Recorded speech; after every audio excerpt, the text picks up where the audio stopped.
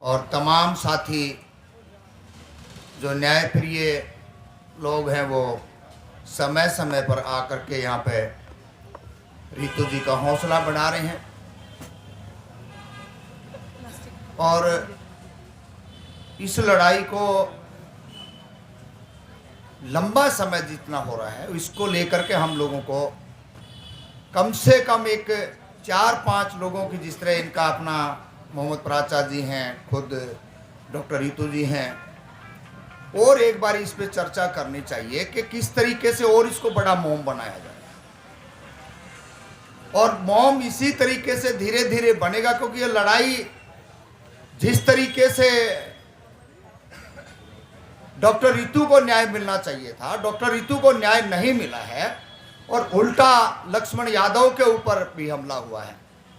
और उधर रतनलाल प्रोफेसर जी भी कह रहे हैं अगर हिम्मत है तो मेरे को भी छेड़ो।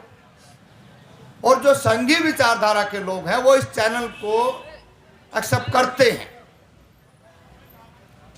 और आज के इस दौर के अंदर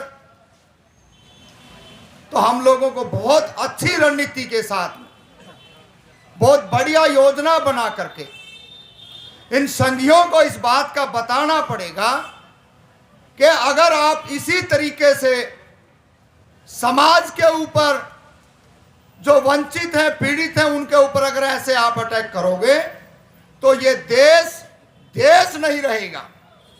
ये देश सीरिया बनने की कगार पे खड़ा है, जहां यूनिवर्सिटी के अंदर बच्चों की शिक्षा के बजट घट जाते हो, जहां प्रोफेसरों के ऊपर हमले होते हो, और जहां इस देश के मजदूर, पढ़े लिखे छात्र जब आंदोलन करे तो आंदोलनों को कैसे कुचला जा रहा है, ये आज भली भांति ये आरएसएस के लोग और बीजेपी के लोग समझ लें कि अब ये दिन ज्यादा दिन तक नहीं चलेंगे।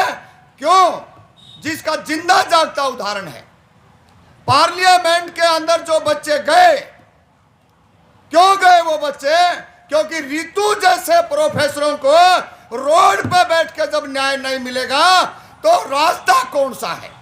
जंतर मंतर के ऊपर ये बोलने नहीं देते, रामलीला मैदान का रास्ता बताते हैं, जहां के 2 से 2.5 लाख रुपए और कम से कम आप मानो 15 से 1 महीना समय मिलेगा। तो ये समझना पड़ेगा आज बोलने के लिए सही समय और सही जगह जो नीलम ने चुना और जो हमारे और 5 बच्चों ने चुना है वो एक बहुत बढ़िया रास्ता था। और ऐसे रास्ते हम तमाम लोगों ने चुनने पड़ेंगे। और मैं तो कह रहा हूं ये तो मेरे को मौका नहीं मिला, मैं भी उसके अंदर शामिल होता और इस देश के अंदर जो बलात्कारी और जो हत्यारे जो पार्लियामेंट के अंदर जो पार्लियामेंट मेंबर है, ये पूरी दुनिया को बताना पड़ेगा कि अब ये ज्यादा दिन तक वहां नहीं रह सकते। और तमाम मजदूर, तमाम छात्र, तमाम प्रोफेसर और तमाम महिलाओं को पार्लियामेंट का घेराव करना पड़ेगा, तब जाकर के कहीं हम लोगों को न्याय मिलेगा। अन्यथा हम इसी तरीके से आज 111 दिन है और 1.5 साल किसान बैठे रहे। 1.5 साल किसानों ने तो कम से कम दिल्ली की नाक को बंद किया, लेकिन हम भी उसी किसान के बच्चे हैं, उसी मजदूर के बच्चे हैं। अब ज्यादा दिन तक हम बर्दाश्त नहीं करेंगे। सभी साथियों ने हिम्मत के साथ, हौसले के साथ, जो डरेगा वो भी मरेगा और जो लड़ेगा जीतेगा वही। अब आपने ये सोच लेना है, जितने यूनिवर्सिटी के अंदर ये जो खाकी चड्डी वाले जो शाखा लगाते हैं, ये बिल्कुल गलत है। जहां पढ़ने लिखने की जगहों पे कोई लाठी चलाना सिखाए तो इस देश की प्रशासन निकम्मा है।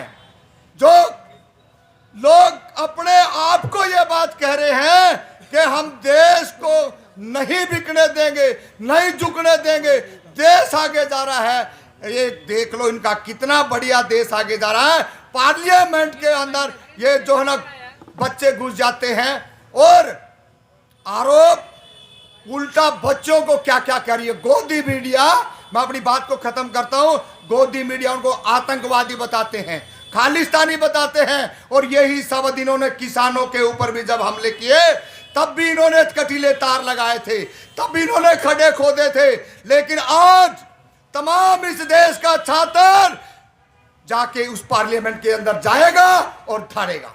साथियों, सभी साथियों ने मेरी बात सुनी। जय भीम, जय ज्योति, जय कर्पूरी, जय माता सावित्रीबाई फुले, इनकलाब जिंदाबाद।